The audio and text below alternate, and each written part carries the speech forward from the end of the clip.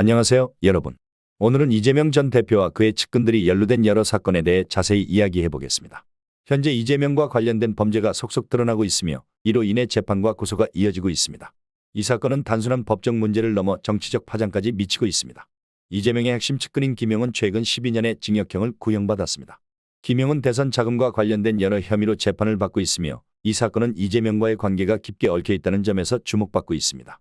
이재명은 나는 모른다, 김용이 알아서 한 거다라고 주장하고 있지만 김용의 변호사들이 개입된 텔레그램 방에서 이재명이 법률 대응 전략을 논의한 사실이 드러났습니다. 이는 이재명이 사건에 대해 알고 있었음을 시사하며 그 책임을 회피하기 어려운 상황을 만들고 있습니다. 국민의힘은 이재명을 정치자금법 위반 혐의로 서울중앙지검에 고발할 예정이라고 밝혔습니다. 이는 이재명에게 심각한 타격이 될 수 있으며 앞으로 그의 정치적 입지가 더욱 불안정해질 것으로 보입니다. 시민단체들도 추가 고발을 예고하고 있어 이재명의 법적 문제는 더욱 커질 것으로 예상됩니다. 이재명은 자신의 사법 리스크를 인지하고 있었던 것으로 보이며 이는 그가 의도적으로 법적 대응을 모색했음을 시사합니다. 이재명은 과거 위증교사와 관련해 무죄를 받았지만 그 과정에서도 위증을 교사한 정황이 드러났습니다. 그는 최초로 PD와의 관계에서 KBS와 짜고 사건을 덮으려 했다는 의혹이 제기되었습니다.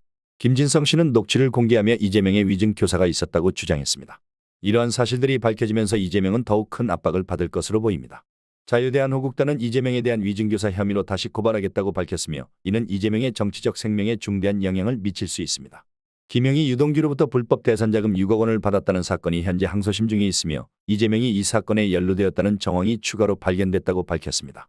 이재명은 김용의 변호인들과 대화하며 재판 전략을 논의한 사실이 드러났으며 이는 그가 이 사건에 깊이 관여하고 있음을 시사합니다. 이처럼 이재명과 김용의 관계는 단순한 정치적 동맹을 넘어 범죄와 연관된 복잡한 네트워크로 보입니다. 이재명이 김용과 공범이라는 주장은 매우 심각한 상황입니다. 만약 김용이 이재명의 지시 없이 돈을 받았다면 왜 이재명이 그 대화방에 들어가서 변론을 코치했는지에 대한 의문이 생깁니다. 이는 불법 행위에 함께 연루된 공범으로서의 행동으로 해석될 수 있으며 이재명은 법적 책임을 피하기 어려운 상황에 처해 있습니다. 또한 이재명은 자신의 측근인 김 PD를 만나 사건에 대한 질문을 했다는 의혹도 받고 있습니다. 검찰은 이 만남이 이재명의 지시에 따른 것으로 보고 있으며 이를 통해 압박하려 했다는 주장을 하고 있습니다. 이러한 행동은 노골적인 증거인멸 시도로 간주될 수 있으며 이는 이재명의 신뢰성을 더욱 떨어뜨리는 요소가 될 것입니다. 현재 이재명은 고발당할 사건이 너무 많아 그의 법적 문제는 계속해서 늘어날 것으로 예상됩니다. 자유대한호국단은 이재명과 관련된 여러 사건에 대해 추가 고발을 예고하고 있으며 이로 인해 이재명은 평생 재판을 받을 가능성이 큽니다. 이러한 상황은 이재명 개인뿐만 아니라 그의 정치적 지지 기반에도 심각한 영향을 미칠 것입니다. 이 모든 상황을 종합해보면 이재명은 정치적 생명에 큰 타격을 입고 있으며 그의 과거와 현재가 얽히면서 복잡한 법적 문제에 직면해 있습니다. 앞으로 이 사건이 어떻게 전개될지 그리고 이재명이 어떤 방식으로 대응할지 지켜봐야 할 것입니다. 이 사건은 단순히 한 정치인의 위기뿐만 아니라 우리 사회의 정치적 신뢰와 법적 정의에 대한 중요한 질문을 던지고 있습니다. 여러분은 이 사건에 대해 어떻게 생각하시나요?